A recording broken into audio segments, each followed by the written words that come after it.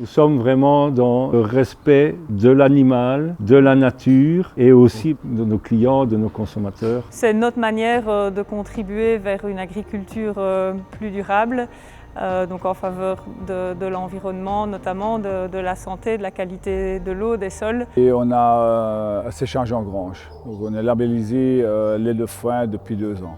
Donc pour faire du fromage, surtout à base de lait cru, il faut un lait de qualité. Et avec le séchage en grange, on arrive à avoir des très beaux taux à ce niveau-là. On était déjà attentifs aussi à ça avec la culture fruitière. On était en lutte intégrée pour la culture des pommes et des poires. Et ici, avec un nouveau projet, avec des nouvelles variétés en partie résistantes, je trouvais ça intéressant de démarrer, de faire ça le plus respectueux possible de l'environnement. Les taureaux sont en stabulation paillée et toute la ferme est agréée bio depuis 1997. Le fait de leur changer leur parcours, il n'y a pas de pression de parasitisme.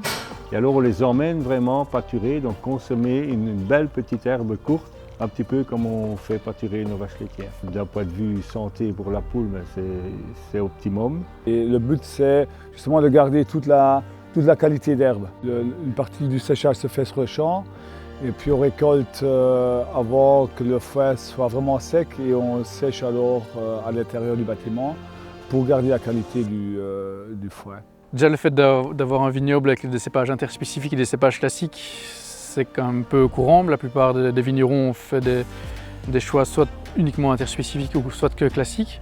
Au niveau agronomique, on retrouve vraiment le sens pur du métier où il faut tout beaucoup plus anticiper par rapport à la gestion des maladies, à la gestion des mauvaises herbes, etc. Donc c'est un métier plus technique, plus compliqué. Et donc le but, c'est d'avoir un fourrage de très haute qualité, comme on est un peu en altitude ici à 500-550 mètres. Et donc moi, d'avoir fait ce choix-là et d'avoir fait des vinifications et des assemblages aussi où je mêle les différents cépages, ça permet d'avoir un vin qui est aussi un peu différent de nos voisins et de l'ensemble des autres vignerons ici en Belgique. Le poulailler est à la fois rustique, simple, mais aussi sophistiqué dans le sens où il y a dedans une horloge astronomique.